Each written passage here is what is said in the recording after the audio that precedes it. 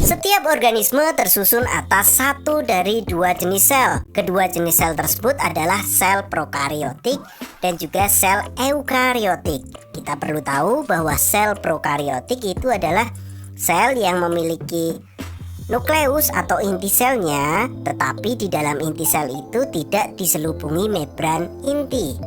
Berbeda dengan sel eukariotik. Sel eukariotik ini memiliki inti sel, dan di inti sel itu dibungkus oleh membran inti. Sel pertama kali ditemukan oleh Robert Hooke pada tahun 1665, abad ke-19. Sel dibedakan menjadi 3 bagian utama, yaitu membran sel, nukleus atau inti sel, dan juga sitoplasma. Nah, untuk lebih jelas, kita akan membahas fungsi dan bagian-bagian sel satu persatu. Yang pertama, kita tentu akan membahas membran sel terlebih dahulu. Selaput sel atau membran sel ini merupakan bagian pembungkus sel yang paling luar. Bagian ini berfungsi untuk melakukan pertukaran zat dalam sel, dan tentunya juga melindungi seluruh isi sel, atau yang disebut juga dengan protoplasma. Membran sel ini bersifat semi-permeable karena hanya dapat dilalui oleh zat-zat tertentu yang dapat larut secara difusi ataupun osmosis. Itu adalah membran sel. Bagian dari sel yang kedua itu adalah inti sel atau nukleus. Organel ini mengandung sebagian besar materi genetik seperti DNA dan RNA. Fungsi utama dari inti sel itu adalah memimpin kegiatan di dalam sel dengan cara mengatur fungsi gennya. Di dalam inti sel terdapat anak inti sel atau nukleus yang berfungsi mengatur kinerja inti sel. Nah, bagian yang ketiga, kita tahu bahwa setelah mengenal membran sel, inti sel, ada sitoplasma. Sitoplasma itu merupakan cairan pengisi ruang antar membran sel dan inti sel. Dan di dalam sitoplasma itu terdapat banyak organel sel. Banyak loh ya. Di antaranya kita akan bahas juga. Bagian organel yang ada di sitoplasma yang pertama ada ribosom. Jadi ribosom itu adalah partikel berbentuk bulat yang berfungsi sebagai tempat pembentukan protein. Bagian ini merupakan organel terkecil di dalam sel. Ribosom ini ada dan melekat sepanjang retikulum endoplasma, dan ada pula yang bebas atau sifatnya kadang disebut juga dengan soliter. Nah, tadi kan menempel nih di retikulum endoplasma. Apa tuh retikulum endoplasma? Retikulum endoplasma itu merupakan organel yang terdiri atas membran-membran yang tersusun paralel. Terdapat 2 jenis retikulum endoplasma, sering juga disebut dengan RE.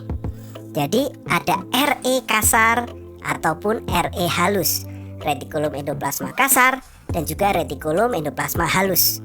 Fungsi retikulum endoplasma selain sebagai tempat meletaknya ribosom tadi, juga untuk melakukan sekresi protein dan juga sekresi lemak. Itu adalah fungsi dari RE. Selanjutnya adalah mitokondria. Mitokondria mengandung enzim yang dapat melepaskan energi dalam bentuk makanan pada proses respirasi sel. Ingat, respirasi sel. Sehingga mitokondria sering disebut juga dengan powerhouse atau pabrik energinya. Setiap mitokondria mempunyai 2 lapis membran, yaitu membran dalam dan membran luar. Membran dalam pada mitokondria berbentuk lipatan yang disebut krista. Fungsi utamanya mitokondria itu sebagai tadi apa?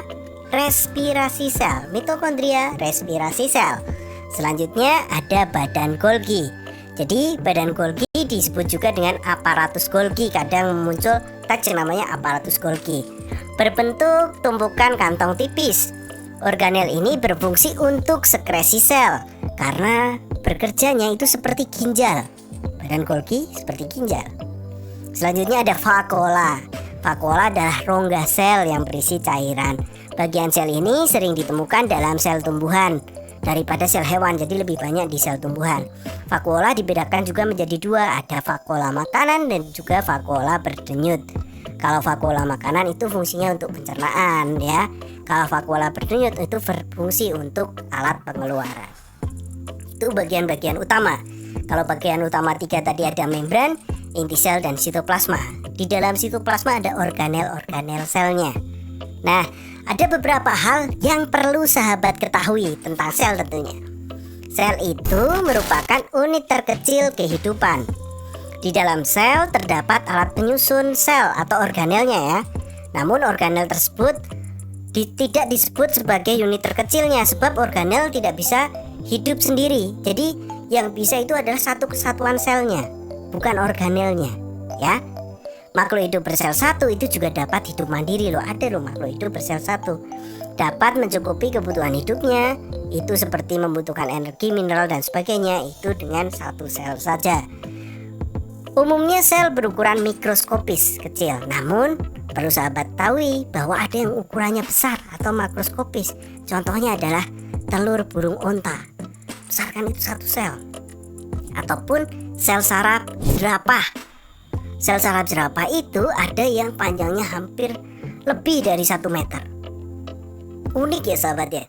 Nah, sahabat juga wajib tahu nih tentang perbedaan sel hewan dan sel tumbuhan. Tadi kan secara umum nih. Jadi ada pembahasannya, ternyata beda loh sel hewan dan sel tumbuhan. Perbedaannya di mana ya? Perbedaannya sel hewan dan sel tumbuhan itu ada banyak sebenarnya. Tapi kalau perbedaan itu bisa dilihat dari bentuk, jumlah organel sel, strukturnya dan juga beberapa. Intinya gini sahabat. Perbedaan sel hewan dan sel tumbuhan yang paling mendasar itu adalah pada dinding sel. Sel tumbuhan itu memiliki dinding sel, sementara sel hewan tidak memiliki dinding sel. Untuk lebih jelasnya, Mr. Quick akan tampilkan. Berikut adalah tabel daftar lengkap nih. Kalau mau tambah lengkap lagi, cari lagi daftar lengkap perbedaan antara sel hewan dan sel tumbuhan untuk lebih mudah dipahami. Sebenarnya masih banyak lagi perbedaannya. Simak sahabat ya, ini adalah tabelnya. Oke, semoga menambah pemahaman untuk sahabat semua.